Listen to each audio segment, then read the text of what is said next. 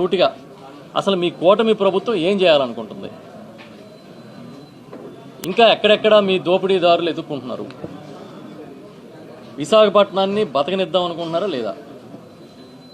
ఇప్పటికే కొండలన్నీ 99 పైసలకి ఎకరం చొప్పున అప్పగించేస్తున్నారు. ఆ రోజు ఋషికొండలో హరిత రిసార్ట్స్ని తీసి జగన్మోహన్ రెడ్డి గారి హయాంలో ప్రభుత్వంలో ఒక ప్రభుత్వ భవనాన్ని నిర్మాణం చేస్తే టూరిజం డిపార్ట్మెంట్తో ఇక్కడ ఋషులు తిరిగేవారు. ఆ ఋషులు తిరిగిన ప్రాంతాన్ని విధ్వంసం చేశాడు జగన్మోహన్ రెడ్డి గారని ఎంత ప్రచారం అంటే ఇంకంతా ఇంత కాదు, సామాన్యుని కూడా నమ్మించే అంత ప్రచారం చేశారు.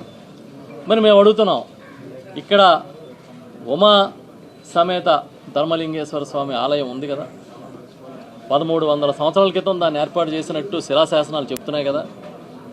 చోళులు దీన్ని స్థాపించినట్టుగా అక్కడే రాసి పెట్టారు కదా. మహాభారతంలో ధర్మరాజే దీన్ని ప్రతిష్ఠించాడని చెప్తున్నారు కదా. మరిప్పుడు హిందూ ధర్మ ఉద్ధారకులందరూ, ఇంకా సనాతన ధర్మాన్ని కాపాడేవారందరూ ఏం చేస్తున్నారని అడుగుతున్నాం. మీకేమైనా దీన్ని కాపాడాలనే ఆలోచన ఉందా, లేకపోతే మొత్తం ఈ కొండంతా కూడా తవ్వేసి అమ్మేసుకుందాం అనుకుంటున్నారని కూడా అడుగుతున్నాం. ఇంతకుముందు మిత్రుడు అడిగారు ఒక ప్రశ్న, మీడియా మిత్రులు స్పాట్లో, ఎవరన్నా అడ్డొస్తే లారీలతో తొక్కించేస్తారంట అని. మీరు తొక్కించేసేవాళ్ళు, మేము తొక్కించేసుకునేవాళ్ళం అని అంటే దీన్ని బట్టి మీకు ఏమర్థమవుతుందంటే 2 ఏళ్ల నుంచి ఈ రాష్ట్రంలో భయపెట్టి బతుకుతున్నారు. సినిమాల్లో చూపించిన విధంగా ఒక దోపిడీ అనేది జరుగుతుంది.